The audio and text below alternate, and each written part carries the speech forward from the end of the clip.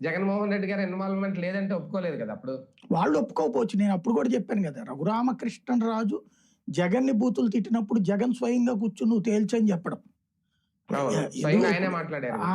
అది బేసిక్‌గా హ్మ్. విషయం ఏంటంటే, అది కిందున్నటువంటోళ్ళు ఆటోమేటిక్‌గా చేస్తారు. ఇప్పుడు రాజు వెడల రవి తేజం వెడలగా అంటారు కదా! దాన్ని ఆపరు పాలకులు ఉన్నటువంటోళ్ళు. ఇప్పుడు చంద్రబాబు గారికి అవును. తెలిసినా ఇది ఆపరు. జగన్‌కి తెలిసినా అది ఆపడు. ఇది కామన్‌గా థింగ్ అనమాట. హ్మ్.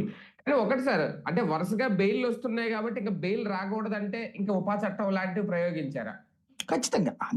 అదొక యాస్పెక్టు. రెండోదేంటంటే, మీకు వీళ్ళకి ఇంకా సరైంది తెలియలేదు గానీ, ఆ మధ్యన సిరాజ్ అని హైదరాబాద్‌లో ఒకతన్ని పట్టుకున్నారు.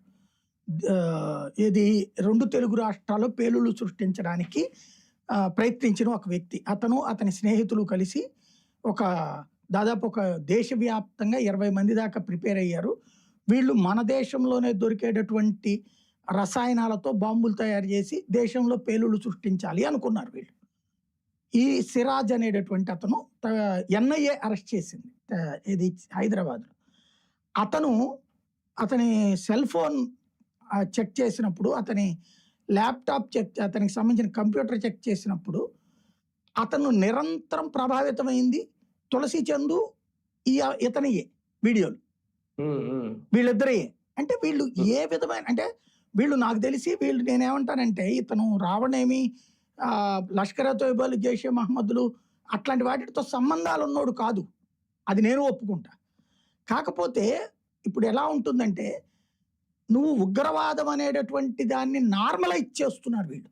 ఇప్పుడు ఈ కొంతమంది ఇన్‌ఫ్లుయెన్సర్స్ ఏం చేస్తున్నారంటే, వాళ్ళకి దేశం మీద ద్వేషమో, లేకపోతే వామపక్ష భావజాలమో, లేకపోతే బీజేపీ మీద ద్వేషమో, హిందుత్వం మీద ద్వేషమో కానీ, తమకున్నటువంటి ఫాలోయర్‌లు గాని, మిగతా సమాజం తమని గుర్తించే, గౌరవించేటటువంటి వాళ్ళని ఒక తప్పుదోవ పట్టిస్తున్నారు. నక్సలిజం అంటే తప్పు లేదు. అదేదో భగత్ సింగ్ పోరాటం తరహాలో, అలాగే తీవ్ర